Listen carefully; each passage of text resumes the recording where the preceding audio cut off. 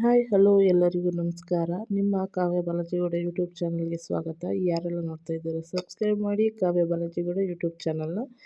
ಬನ್ನಿ, ನಾನು ಇಲ್ಲಿ ತೋರಿಸ್ತಾ ಇದ್ದೀನಿ.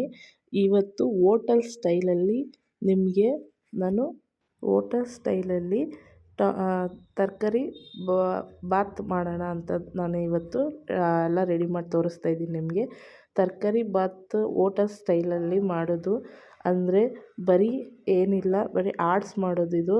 ಮತ್ತು ಮೆಣಸಿನ್ಕಾಯಿ ಪುಡಿ, ಧನಿಯಾ ಪುಡಿ ಅವೆಲ್ಲ ಹಾಕೋ ಅವಶ್ಯಕತೆ ಇಲ್ಲ, ಹಂಗೆ ಮಾಡೋದು. ನೋಡಿ, ಬೆಳ್ಳುಳ್ಳಿ ಹಾಕ್ಕೊತಾ ಇದ್ದೀನಿ, ಶುಂಠಿ ಜೊತೆಗೆ ಕೊತ್ತಂಬರಿ ಸೊಪ್ಪು, ಪುದೀನ, ಹಸಿಮೆಣ್ಸಿನ್ಕಾಯಿ ಹಾಕ್ಕೊಂಡು ಸ್ವಲ್ಪ ಕಾಯಿ ಹಾಕ್ಕೊಂಡು ಈಗ ರುಬ್ಕೊಳ್ಳೋಣ. ಇಷ್ಟೇ ಐಟಮ್ಸು, 6 ಐಟಮ್ಸ್ ಹಾಕಿದ್ದೀನಿ ಅಷ್ಟೇ ನಾನು ಇಲ್ಲಿ.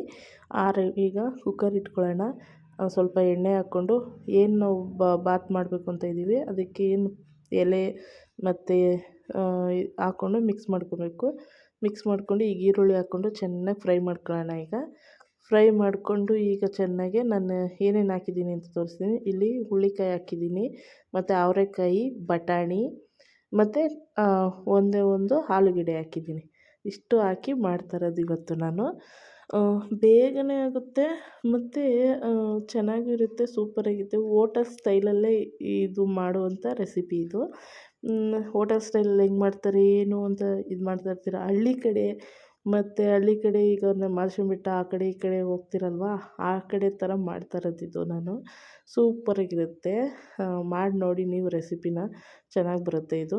ಈಗ ನಾನೇನು ಮಸಾಲೆ ಆಡಿಸ್ಕೊಂಡಿದ್ದೆ ಅದನ್ನು ಹಾಕ್ಕೊತಾ ಇದ್ದೀನಿ. ಈಗ ಹಾಕ್ಕೊಂಡು ಮಿಕ್ಸ್ ಮಾಡ್ಕೊತಾ ಇದ್ದೀನಿ. ಹಳ್ಳಿ ಕಡೆ ಮಾಡ್ತಿದ್ರಲ್ವ ಹಳೆ ಕಾಲದಲ್ಲಿ, ಆ ಥರನೇ ಬರೋದು. ಹೋಟೆಲ್ ಸ್ಟೈಲ್ ಹಳೆ ಹೋಟ್ಲುಗಳಲ್ಲೆಲ್ಲ ಇರುತ್ತೆ ನೋಡಿ, ಅದೇ ಥರನೇ ಬರೋದು ತರಕಾರಿ ಬಾತ್ ಇದು.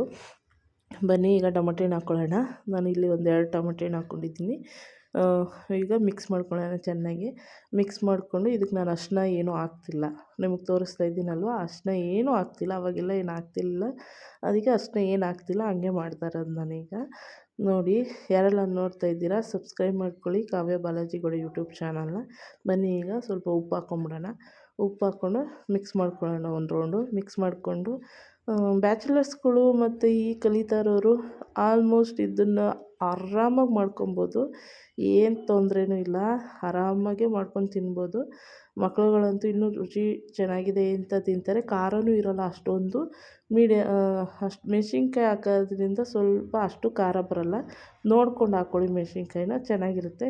ಈಗ ಬನ್ನಿ, ಈಗ ಕುಕ್ಕರ್ ಆಗಿ ಕೂಗಿದೆ. ಈಗ ನೋಡಿ ಯಾವ ಥರ ಕಾಣಿಸ್ತಿದೆ ಅಂತ ನಿಮಗೇ.